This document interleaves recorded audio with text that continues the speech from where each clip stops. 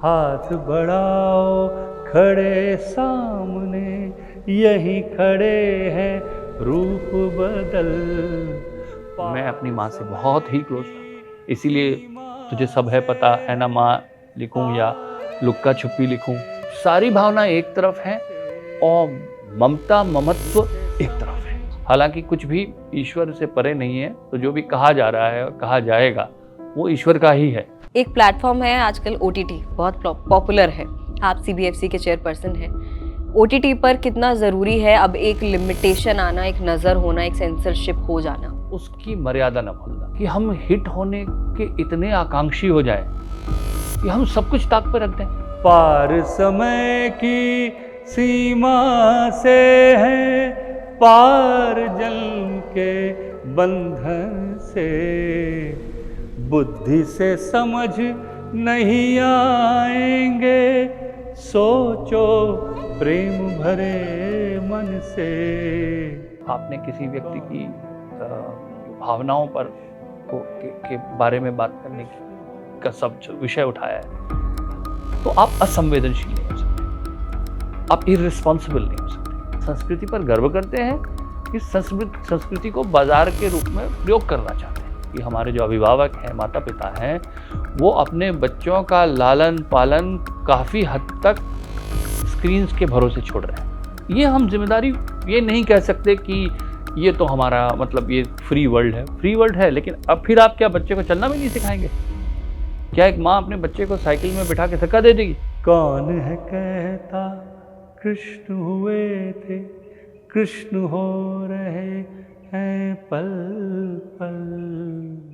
नमस्कार, आप देख रहे हैं ABP live as well as ENT live. मैं दिव्या हूं आपके साथ। जो शख्स मेरे साथ है उनका तारुफ कराने से पहले ये बता दूं कि वो बहुत कमाल के लिरिसिस्ट हैं, पोएट हैं, राइटर हैं, स्क्रीन राइटर हैं, CBFC के चेयरपर्सन हैं, और साथ साथ में मेरा ऐसा मानना है इन सबसे ऊपर वो एक ऐसे शख्स हैं जो कुछ लिख देते हैं, कुछ कह देते हैं तो वो बात सीधा दिल तक जाती है। और ऐसे बहुत कम लोग होते हैं जिनकी बात कही गई, लिखी गई, सीधा आपके दिल को छुए। तो let's please welcome mister Prasoon Joshi. कैसे हैं सर आप? बहुत बहुत धन्यवाद आपका मुझे आमंत्रित करने के लिए। आपको पहले तो मेरा वही सवाल, दिल्ली की गुलाबी सर्दी कैसी लग रही है? बहुत अच्छी। ये बम्बई में मुझे यहाँ वहाँ नहीं मिलती है, और जब भी दिल्ली में आए यहाँ का खाना और यहाँ की सर्दी का जो एक कॉम्बिनेशन होता है, वो तो दिल्ली वाले समझ सकते हैं कि उसको किसी भी कीमत पे आप सेक्रीफाइस नहीं कर सकते। बिल्कुल जी। अच्छा सर, अगर राजा धीराज की बात करूं, मैं भी सुन रही थी आपने पहली बार थिएटर के लिए लिखा है जी। कैसा एक्सपीरियंस रहा है? देखिए, बहुत बड़ी चुनौती थी। एक तो पहली बार थिएटर के लिए लिखना, वो भी श्री कृष्ण पर लिखना, जिन पर कितना लिखा जा चुका है और कितने कितने बड़े बड़े कवियों ने, लेखकों ने लिखा है उसके उनके ऊपर। तो थिएटर के लिए लिखना, और वो भी श्री कृष्ण पर लिखना, बहुत बड़ी चुनौती मेरे लिए मुझे लगा। पर मुझे जब भी मैं अपने प्रोजेक्ट चुनता हूँ, अभी मैं बात कर ही रहा था कि चाहे वो तारे ज़मीं पर हो, भाग मिल्खा भाग हो, मेरे को हमेशा उस प्रोजेक्ट से कुछ सीखने का मौका मिला है। मैं बच्चों के लिए, जब तारे ज़मीं पर से पहले मैंने बच्चों के बारे में इतने इस तरह से नहीं सोचा था। उस पर मुझे लगा कि उस वक्त मुझे वैसी कविताएं लिखने का सौभाग्य मिला। स्पोर्ट्स पे मैंने नहीं सोचा था। मुझे भाग मिल्खा भाग प्रोजेक्ट ने मुझे सिखाया कि स्पोर्ट्समैन के अंदर क्या स्पिरिट होती है। यहाँ पर मुझे जब ये अपॉर्चुनिटी मिली, ये सौभाग्य मिला, और जो जो परिवार इससे जुड़ा था, नाथवानी परिवार, उनका आग्रह था कि मैं लिखूं, तो मुझे लगा कि ये एक अपने लिए चुनौती होगी और मुझे बहुत कुछ एक्सप्लोर करने का मौका मिलेगा। और मैं ये कह सकता हूँ कि मैं प्रेम से अभिभूत हुआ हूँ इस प्रोजेक्ट के दौरान। अच्छा सर, दूसरा ये कि आप बहुत बार मदर सन, मदर चाइल्ड इस बॉन्ड को दिखा चुके हैं, लिख चुके हैं, बता चुके हैं, लेकिन इस बार अगर बात कृष्ण की करें, यशोदा की करें, यशोदा उनकी बायोलॉजिकल मदर नहीं जी। वो उनके पास रहते थे, जी। काफ़ी बचपन से जी, रहे जी, हैं जी, उनके जी, पास। जी। तो उस टाइम जब आप इस तरीके के बॉन्ड के लिए लिखते हैं तो क्या फ़र्क आता है? देखिए, मैं मातृत्व और ममता को जो है वो बायोलॉजिकल से भी आगे रखता हूँ। मुझे लगता है, और ये भी नहीं कि वो माँ सिर्फ एक बायोलॉजिकल मदर हो सकती है या एक स्त्री ही हो सकती है। ममत्व का जो भाव है हम कहते हैं प्रकृति, हम कहते हैं भारत माँ, वो ममता जो है ना, वो एक बहुत बड़ा एक भावना है वो। तो मुझे लगता है कि मैं उस भावना से जुड़ जाता हूँ। मैं अपनी माँ से बहुत ही क्लोज हूँ, इसीलिए तुझे सब है पता है ना माँ लिखूँ, या लुक्का छुपी लिखूँ, या अभी मैंने गीत नीरजा फिल्म के लिए लिखा था ऐसा क्यों माँ।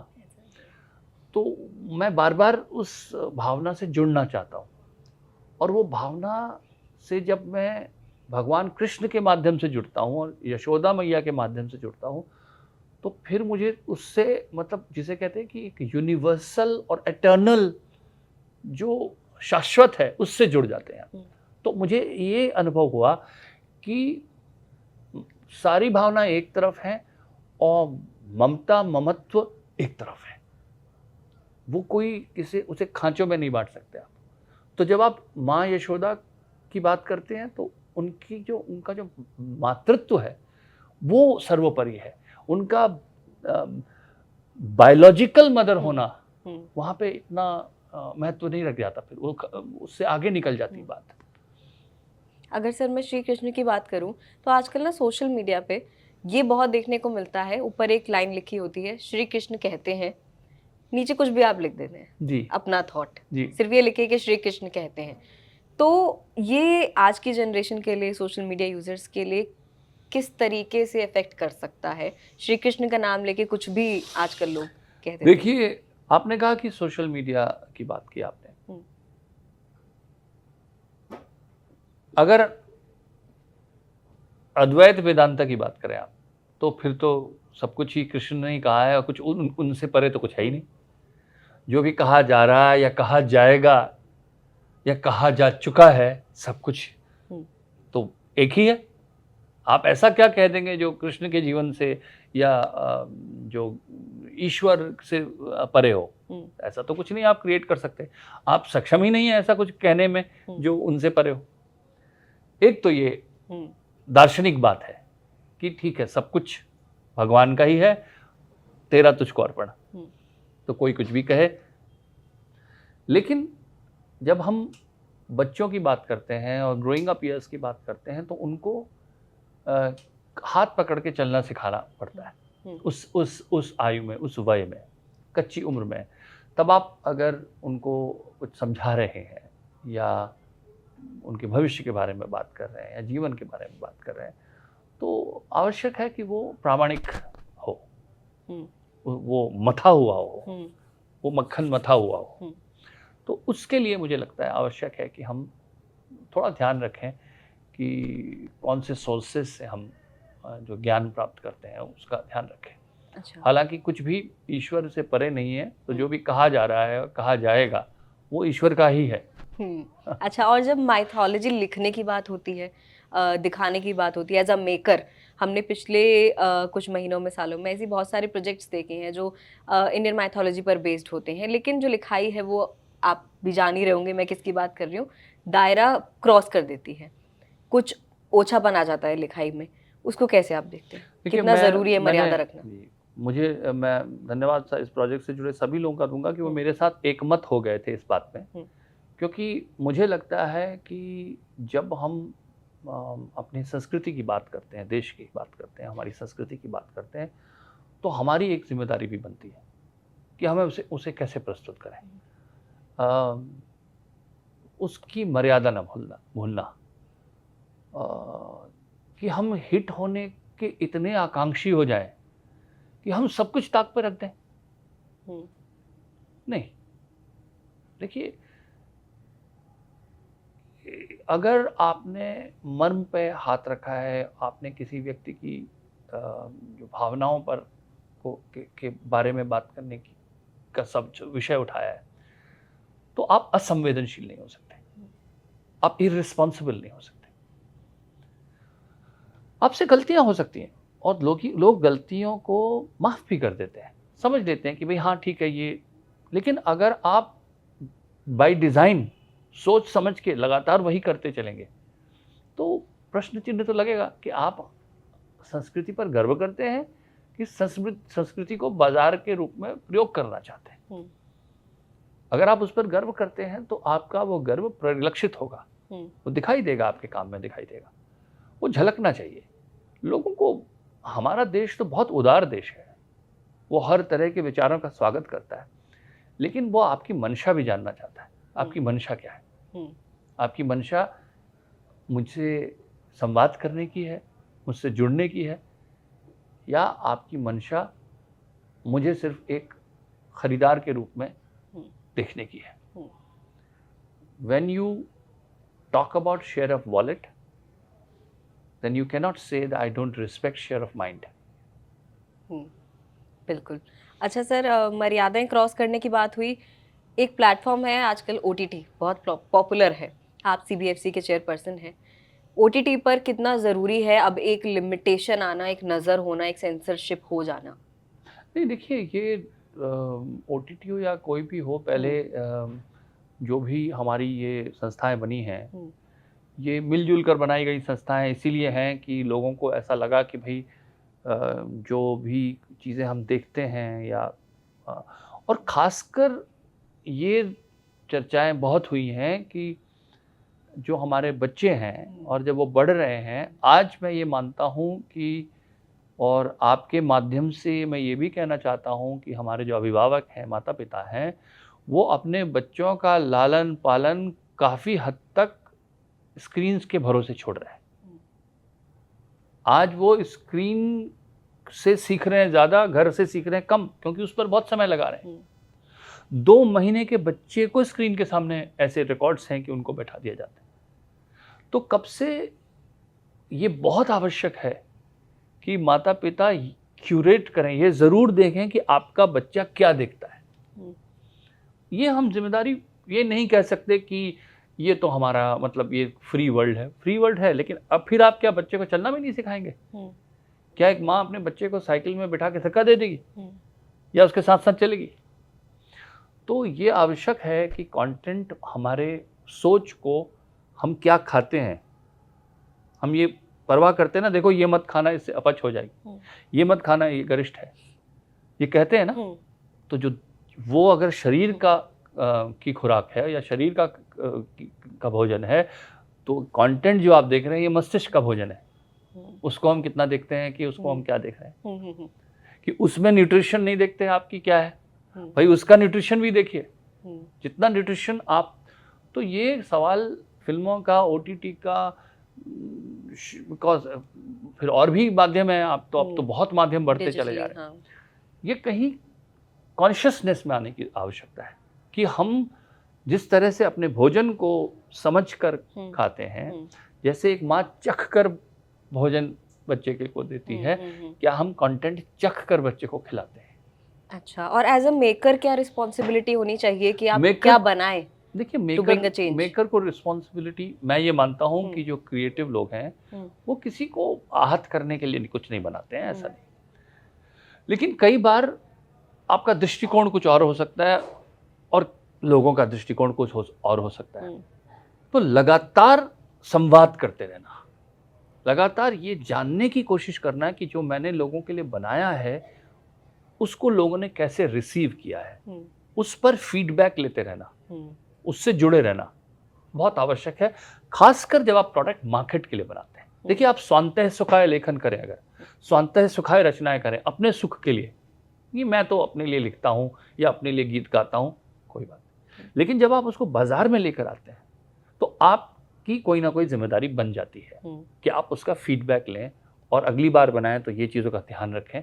तो ये एक फीडबैक मैकेनिज्म बहुत आवश्यक है। अच्छा, as a writer, as a lyricist, poet, मैं आपसे अगर पूछूं तो आपने अब तक अपनी जो भी क्रिएशन है उसमें से ऐसी कौन सी क्रिएशन है जो सबसे ज़्यादा आपके हार्ट के क्लोज हो और जो आपको लगता है कि सबसे ज़्यादा ऑडियंस के हार्ट के क्लोज? नहीं, मेरा सौभाग्य रहा है कि वो चाहे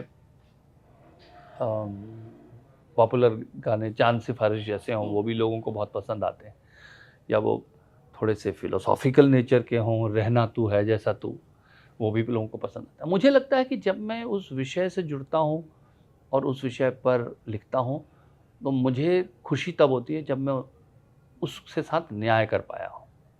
मैं जब सुनता हूँ कि लोग जिम में अभी भी जिंदा है तो लगा कर दौड़ते हैं, तो मेरा पर्पज़ तो वही था कि लोग दौड़ें। तो जिंदा है तो कह के दौड़ रहे हैं, मुझे अच्छा लगता है। अगर वो कहते हैं कि और अंग्रेज़ गाते हुए वो रोमांटिक हो जाते हैं, तो मुझे वो अच्छा लगता है। अगर वो लुका छुपी गाकर भावनात्मक अनुभूति उनको होती है, तो वो मुझे अच्छा लगता है। या देश से है प्यार तो हर पल ये कहना चाहिए, मैं रहूं या ना रहूं भारतीय रहना चाहिए। जब देश प्रेम की बात आती है, ऐसा कोई उनको टच करता है, तो मुझे लगता है कि अगर मैं उस भावना के साथ न्याय कर पाया हूँ, जिस भावना के साथ मैंने लिखना शुरू किया था, तो मुझे हर वो रचना अपनी अच्छी लगती है जो वो कर पाती है। कई बार होता है कि या तो किसी वजह से वो रचना लोगों तक पहुंच नहीं पाई, वो फिल्म नहीं चली ज़्यादा। कई फिल्में ऐसी हैं मेरी, मैं उनका जिक्र नहीं करूँगा, पर हैं ऐसी फिल्में जो मैंने बहुत सी फिल्में की हैं जो वो चली नहीं, या वो गीत लोगों तक नहीं पहुँचे उतने, तो वहाँ पर थोड़ा पीड़ा होती है। और मैं तो ज़िद्दी हूँ, मैं उस भाव को दोबारा लेकर आता हूँ, पुनः लेकर आता हूँ, किसी और रूप में लेकर आता हूँ, क्योंकि मुझे लगता है कि ये बात अभी तक पहुँची नहीं है, तो फिर मैं करता रहता हूँ। तो मुझे असली खुशी तभी मिलती है जब, क्योंकि आप एक तो स्वांतः सुखाय लिखते हैं, एक कनेक्ट करने के लिए लिखते हैं। जब वो कनेक्शन हो जाता है, तो जब मैं वो आंसू देखता हूँ, तो मुझे लगता है कि शायद ठीक है, कहीं पहुँच गई बात। अच्छा, चलिए जाते जाते एक आखिरी सवाल ये कि राजाधिराज के थ्रू श्री कृष्ण को आपने कैसे आज की जनरेशन तक पहुंचाया? देखिए, मैंने एक तो इसमें एक सूत्रधार के रूप में एक बच्चे को रखा है, जो बार बार सवाल करता है, वो सारे सवाल जो दर्शकों के मन में होते हैं, और वो सारे सवाल आपको सुनने और कोशिश ये की है कि उनके उत्तर भी सरल रूप में दिए जाएं। हालांकि भाषा को मैंने कॉम्प्रोमाइज़ नहीं किया। मुझे लगता है कि थोड़ा हमें ट्रैवल करना है, हम थोड़ा भाषा को लोगों तक उसको ग्राह्य बनाएं, लेकिन थोड़ा लोगों को भी ट्रैवल करना है, ऑडियंस को, कि अच्छी भाषा हमें भी सीखनी है, अच्छे शब्द हमें भी सीखने हैं। कृष्ण के जिस स्वरूप में आप कृष्ण को देखना चाहते हैं, उस रूप में वो आपके सामने आ जाते हैं, ये मुझे लगा। बाल रूप में देखना चाहते हैं तो बाल रूप में आ जाएंगे, प्रेम रूप में देखना चाहते हैं प्रेम में आ जाएंगे, लेकिन कहीं आपके अंदर एक धागा होना चाहिए प्रेम का, इस राजाधिराज के साथ जुड़ने के लिए। और मुझे इस पूरी प्रक्रिया में ऐसा लगता है कि हमने कुछ बहुत जो वेल नोन जो उनके लाइफ जो प्रसंग हैं वो दिखाए हैं, और कुछ ऐसी बातें हैं या ऐसी एपिसोड्स हैं जो शायद आपने पहले सुने होंगे पर देखे नहीं होंगे, जैसे कि नाथ द्वारा की कथा है या जामवंत जी की कथा है। मैं ये मानता हूँ कि जामवंत जी, आज हम लोग जब मोटिवेशनल स्पीच की बात करते हैं, और इतनी किताबें मोटिवेशनल स्पीचेस की बिकती हैं, सबसे बड़े मोटिवेशनल स्पीकर जामवंत जी थे, जिन्होंने हनुमान जी को बार बार ये याद दिलाया कि अपनी शक्तियों का स्मरण रखो, तुम कौन हो ये मत भूलो। और ऐसे मोटिवेशनल स्पीच की आज भी बहुत आवश्यकता है। और उनका भगवान राम के जीवन में क्या कैसे प्रवेश हुआ था, और कैसे उनको हम श्री कृष्ण के जीवन में देखते हैं, दोनों आपको यहाँ पे देखने को। पर ये बात मुझे बहुत अच्छी लगी कि जिस तरीके से आपने ये कहा कि जिस रूप में हम श्री कृष्ण को देखते हैं वो वैसे ही हमारे सामने आ जाते हैं। ये रसखान जी ने भी कहा था कि वो बाल रूप में उन्हें ढूंढ रहे थे, तो बाल रूप में ही वो मिले, और जब उनसे ये पूछा श्री कृष्ण से कि आपके पैर में इतने छाले क्यों पड़े हैं, तो उन्होंने कहा कि तुम मुझे बाल रूप में याद कर रहे थे, तो मुझे वहां सब से होते हुए आना पड़ा, बिल्कुल, ताकि मैं तुम्हें उसी रूप में मिल सकूं। बिल्कुल बिल्कुल। तो इसका एक छंद मैं आपको सुना देता हूँ कि कौन है कहता कृष्ण हुए थे, कृष्ण हो रहे हैं पल पल, कौन है कहता कृष्ण हुए थे, कृष्ण हो रहे हैं पल पल। हाथ बढ़ाओ हाथ बढ़ाओ, खड़े सामने यहीं खड़े हैं रूप बदल। पार समय की सीमा से हैं, पार जन्म के बंधन से। बुद्धि से समझ नहीं आएंगे, सोचो प्रेम भरे मन से। कौन है कहता कृष्ण हुए थे, कृष्ण हो रहे हैं पल पल। बहुत सुंदर सर, बहुत सुंदर, बहुत बहुत शुक्रिया, खास करके इसमें लास्ट में जो आपने गा दिया उसके लिए बहुत बहुत शुक्रिया, and thank you so much for talking to us. Pleasure.